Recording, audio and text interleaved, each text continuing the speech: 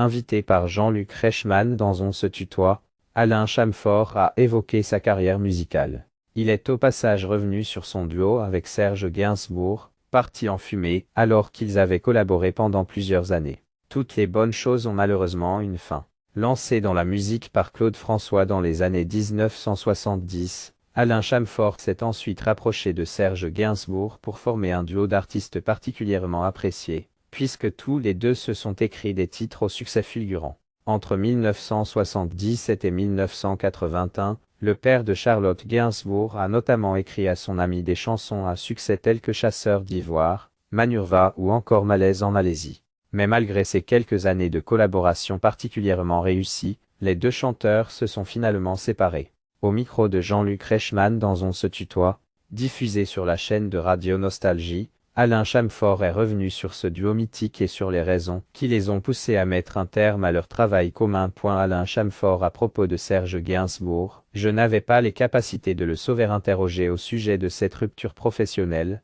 Alain Chamfort a expliqué qu'elle est arrivée à un moment où Serge Gainsbourg n'allait pas bien, mais ne semblait pas non plus nécessairement vouloir aller mieux.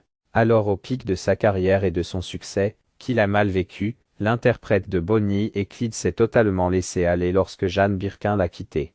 Il a mis en place ce Gainsbar, qui était un personnage un peu compliqué parce que c'était sa manière à lui faire face à tout ça.